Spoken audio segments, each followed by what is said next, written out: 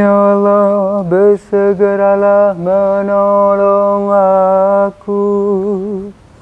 Tuhan, perhatikanlah hamba-Mu. Kemuliaan kepada Bapa dan Putera dan Roh Kudus, seperti pada permulaan, sekarang, selalu, dan sepanjang segala abad. Amin. Haleluya.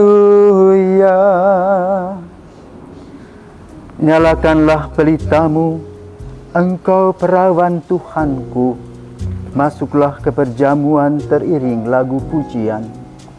Bersatulah suci murni dengan pengantin surgawi, dalam pelukan yang mesra, bahagia selamanya. Semoga Santa Clara, perawan seluruh gereja, sudi melindungi dan mendoakan kami yang berjuang di dunia. Terpujilah Allah Bapa bersama Putra dan Roh-Nya, yang memberi kemenangan kepada para perawan. Amin. Bapak Ibu terkasih, selamat pagi.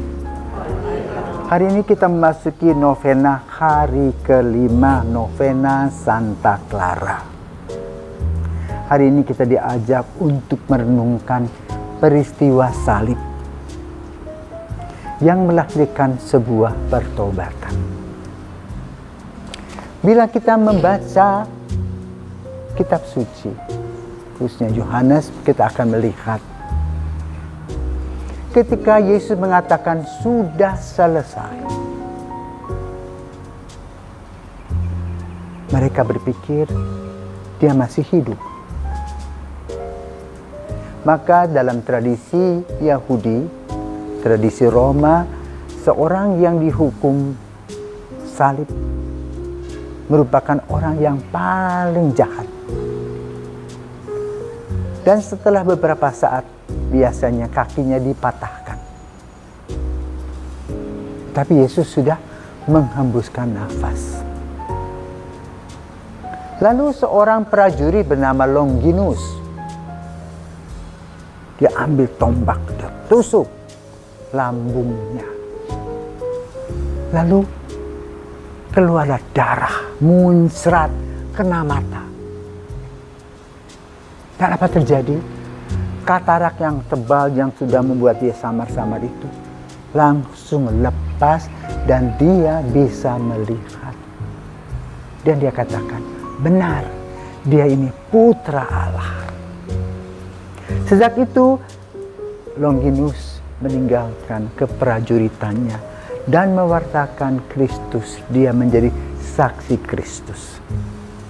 Kali ini kita juga datang untuk merenungkan betapa Santa Clara di dalam biaranya juga menjadi saksi Kristus.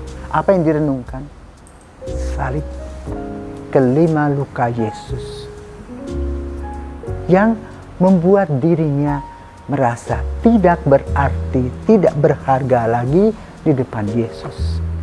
Maka Clara memasuki seperti Longinus pertobatan. Dan pertobatan itu melahirkan apa? Kebijaksanaan. Dia selalu melihat dunia ini dengan sinar mentari Tuhan Yesus sendiri.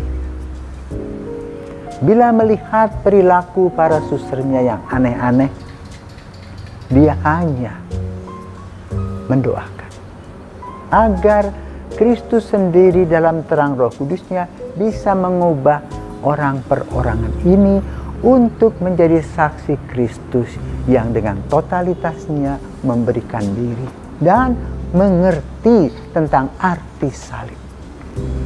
Maka pada hari ini kita ingin merenungkan bagaimana pertobatan bagi Santa Clara yang merupakan jalan kepada melihat kehadiran Tuhan dalam setiap ciptaan. Sebagaimana Santo Fransiskus Asia melihat dalam karangannya yang disebut Kita Sang Surya. Betapa indah hidup ini. Semuanya merasa bersaudara. Ada saudara api, saudara air, saudara burung, saudara langit, saudara dunia ini. Kenapa? Pertobatan tadi. Dan Santa Clara merenungkan tentang penyaliban Yesus dan melahirkan Clara yang baru dengan semangat yang luar biasa untuk senantiasa bersuka cita. Kenapa? Yesus sudah menebus dirinya dan juga dunia. Karena itu, saudaraku terkasih, sikap pertobatan Clara merupakan tindakan penolakan akan dosa. Mungkin dosa kita lebih banyak dari Clara, tetapi bagaimana dia mengadakan tindakan mati raga demi hukuman-hukuman denda yang sudah selayaknya dia tanggung. Pada zaman dulu ketika hari Jumat mereka makan berlutut, mungkin hanya roti tawar saja. Lalu sesudah itu mereka memukul-mukul tubuhnya sebagai tanda penyesalan atas segala pikiran, perkataan yang kurang berkenan serta tindakan yang tidak berkenan kepada Tuhan melalui sesama.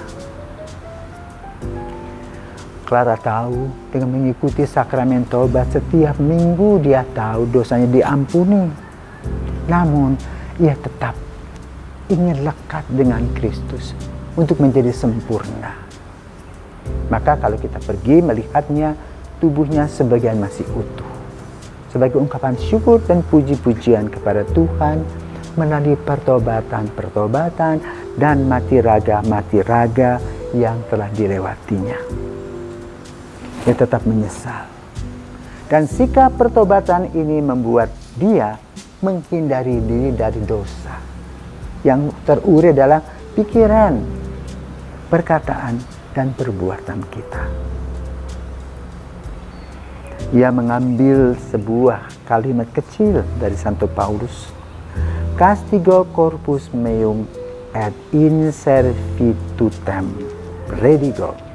Artinya, tetapi aku melatih tubuhku dan menguasai seluruhnya. 1 Korintus 9 ayat 27. Karena itu kehidupannya yang murni dan tak bernoda yang kita kagumi ada dalam diri Clara merupakan sebab yang terdalam bagi pertobatannya. Dalam ketakutannya akan dosa yang sekecil apapun, dia tidak berhenti mendera dan menyiksa tubuhnya yang lemah itu. Demikianlah dia menyalibkan kodratnya yang penuh dosa demi menyerupai Dia yang telah menebus dosa-dosa kita dengan menyalibkan tubuhnya yang tak bersela itu. Selama masih hidup di dunia di bawah pakaiannya yang mewah, Clara mengenakan pakaian kasar, pakaian para petani yang bertambal sulam. Dan untuk mematikan cita rasa akan hal-hal yang enak-enak, dia berpantang diri akan bumbu-bumbu rempah-rempah yang lesat-lesat. Mungkin dia menghindari pizza yang enak-enak, tetapi dia makan gandum tanpa bumbu. Secara diam-diam dia memberikannya kepada orang-orang miskin dan khususnya kepada makhluk-makhluk yang renta. Selama hidup pembiarannya, dia mengenakan jubah yang dibuat dari bahan yang kasar dan berikat pinggang dengan seutas tali dengan 13 simpul. Dia berjalan dengan kaki telanjang dan dia tidur berkasurkan setepuk carang batang anggur. Setengah tubuhnya ditutupi dengan pakaian tanpa terbuat dari bulu onta dan ikat pinggang pertobatan. Pakaian pertobatan semacam itu dia kenakan selama 40 tahun. Bahkan seorang yang sehat dan kokoh tidak akan tahan mengenakan itu semua kendati hanya selama beberapa hari karena dingin menggigit. Dia menjalani masa Advent dan masa puasa dengan hanya makan roti dan air, serta berpantang dari rempah dan bumbu manapun pada hari Senin, Rabu, dan Jumat. Padahal di dunia 4 musim, daging itu diperlukan. Di samping itu selama 28 tahun dia menanggung segala macam ketidaknyamanan dengan wajah yang penuh kegembiraan. Karena baginya tidak hari yang lebih indah daripada hari saat Tuhan mengunjungi manusia. 24 jam dia menunggu sang pengantinnya, yaitu Kristus, dengan apa? Sukacita. Mari kita berdoa. Ibu yang suci, betapa malunya aku bila aku merenungkan cara hidup yang keras itu. Surga telah menganugerahi dengan berbagai macam berkat dan jiwamu menjadi murni tak bercela. Kendati demikian, kau tidak henti-hentinya menyakiti dan menyalibkan ragamu bagaikan pendosa yang terbesar. Kelelahan karena berjaga malam, tidak tidur, telah membuat tubuhmu tidak mampu lagi untuk bangkit. Kendati demikian, kau tetap bermati raga secara badaniah dengan berpuasa, mengenakan pakaian pertobatan dan ulah tobat yang berat. Engkau pun memohon kepada Tuhan supaya Tuhan berkenan mengizinkanmu ambil bagian dalam salibnya yang berat itu. Tetapi izinkanlah saya merindukan agar Tuhan untuk beberapa saat saja membuat keajaiban bagiku, yakni membebaskan daku dari penderitaan badania yang tak seberapa. Betapa besar tanggung jawab yang akan kutanggung pada saat kematianku, bila saja saya tidak mampu menghargai hal itu. Karena itu saya memutuskan dengan rahmat Tuhan untuk memikul salib pertobatan dengan penuh ketabahan. Saya mau menguasai kecenderunganku untuk mencari yang mudah-mudah saja, dan dengan jalan mati raga memberikan silih pada apa yang telah saya lakukan secara keliru selama hidupku. Pertobatan menutup pintu neraka dan membuka pintu surga. Hai neraka, betapa mengerikan engkau. Hai surga, betapa engkau mempesona. Ibuku yang suci, hindarkanlah aku dari neraka, dan demi belas kasihan Tuhan perolehlah bagiku surga.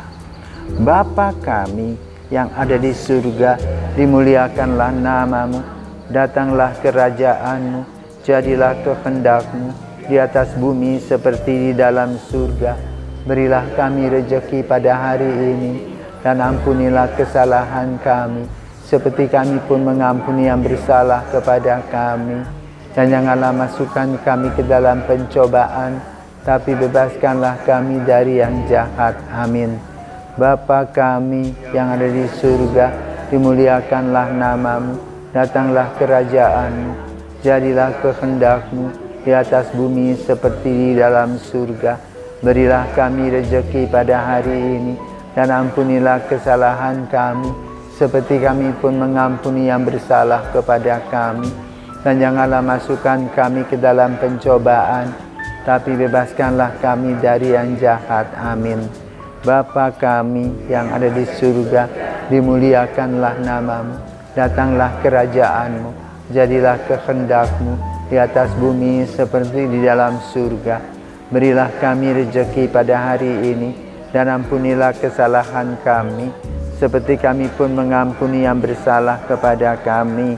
Dan janganlah masukkan kami ke dalam pencobaan, tapi bebaskanlah kami dari yang jahat. Amin. Bapa kami yang ada di surga, dimuliakanlah namamu, datanglah kerajaanmu, jadilah kehendak-Mu di atas bumi seperti di dalam surga. Berilah kami rejeki pada hari ini, dan ampunilah kesalahan kami, seperti kami pun mengampuni yang bersalah kepada kami. Dan janganlah masukkan kami ke dalam pencobaan, tapi bebaskanlah kami dari yang jahat. Amin. Bapa kami yang ada di surga, dimuliakanlah namamu, datanglah kerajaanmu, jadilah kehendak-Mu di atas bumi seperti di dalam surga. Berilah kami rejeki pada hari ini, dan ampunilah kesalahan kami, seperti kami pun mengampuni yang bersalah pada kami. Janganlah masukkan kami dalam pencobaan, tapi bebaskanlah kami dari yang jahat. Amin. Salam Maria, penuh rahmat, Tuhan sertamu. Terpujilah engkau di antara wanita, dan terpujilah buah tubuhmu, Yesus. Santa Maria, Bunda Allah, doakanlah kami yang berdosa ini, sekarang dan waktu kami mati. Amin. Kemuliaan kepada Bapa dan Putra dan Roh Kudus, seperti pada permulaan, sekarang, selalu, dan sepanjang segala abad. Amin. Salam pengantin Tuhan, perawan suci, tanaman saudara-saudara Dina. Engkau tempayan kesucian, engkau contoh hidup bagi saudari-saudarimu. Santa Clara, dengan doa-doamu hantarkan kami pada kerajaan orang-orang kudus. Doakanlah kami ya Santa Bunda Clara nan suci, supaya kami layak menerima. Marilah berdoa. Kami mohon kepadamu ya Tuhan, buatlah hamba-hambamu ini yang merayakan peringatan Clara perawan sucimu dapat ambil bagian dalam menikmati kebahagiaan surgawi dan tetap bersatu padu yang terlahir darimu, Yesus Kristus, yang hidup dan bertahta bersamamu sepanjang segala masa. Amin. Terpujilah Yesus Kristus dan ibunya yang maha suci selama-lamanya. Amin. Karena Bapa, Putra, dan Roh Kudus. Amin.